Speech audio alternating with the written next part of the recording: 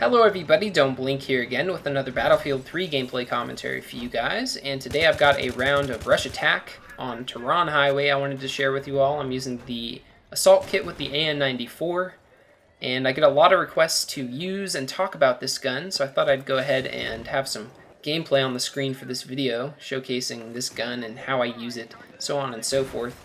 It's not my favorite assault weapon, but I definitely like it a lot more now that the semi-automatic and burst fire jamming glitch is mostly fixed.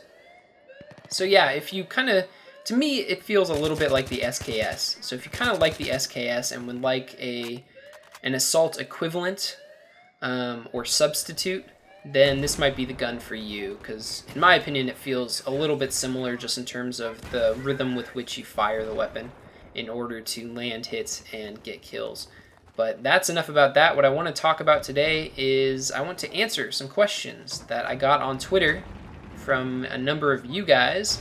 I put out a casting call of sorts asking you guys if you had any questions you'd like me to answer in a video, and immediately got a number of responses. I'm going to go through them in the order that I received them. So those of you whom I don't get to, sorry, maybe I'll be able to answer your question directly on Twitter or maybe in a future episode. We'll see. First up, we have Mosh Pity. He asks, "How are you, smiley face?" I'm doing just fine. Battlefield 3 was a lot of fun yesterday. I got a number of good rounds in. And today I have the Guild Wars 2 stress test that I'm going to be playing in. It's actually live right now, as far as I'm aware. And tomorrow we have Diablo 3, those of us who play on PC, so definitely looking forward to those two things in the hours to come. Next up we have Elotion King. He asks, when did you understand that YouTube was going to be something big for you, and when did you start with YouTube seriously? I'm going to answer those in reverse order just because that's kind of the order in which they occurred for me. When I first started and decided that I wanted to start making YouTube videos, I immediately knew that I was going to try and be relatively serious about it. And that's mostly how I approach just about every hobby that I take on. I go big or I go home is basically my philosophy when it comes to things like this. And I had always wanted to get into video editing. That's something that I never got a chance to do in school, but I was always interested in.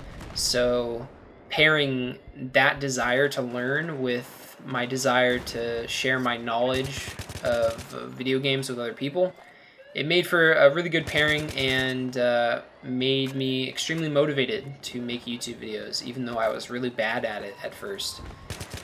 When did I understand that it was going to be big for me? That probably took place when my buddy D-Crew Colin showcased my video on his channel, and the response was overwhelmingly positive. I've probably never had that positive of a response to anything I've done in the past creatively, so that was a really encouraging thing to have happened. And soon after that, Pixel Enemy contacted me, and I started making videos for them, and it just snowballed from there. Hey, here's your med kit. The Dryos asks, will you be buying Diablo 3 like any other true PC player? Laughing smiley face. Yes, like I mentioned before, Diablo 3 is definitely on the menu. Going to be playing a lot of that with the D crew. Definitely looking forward to that. Just some mindless fun on the PC with friends. Next up we have Fling Pocket asking, brownie or Oreo? I'd have to say if the brownie has powdered sugar on it, I'm going with that. Otherwise, I'm going with the Oreo. Oshi7 asks, have you played DayZ and what are your impressions if so? No, I have not. Sorry. I'm not fully aware of what that is. I think it's an Arma 2 mod, but correct me if I'm wrong. Next up we have Mercutio. He asks, as far as realism in FPS is concerned, what do you think improves or hinders the gamer's experience? Does realism have a place?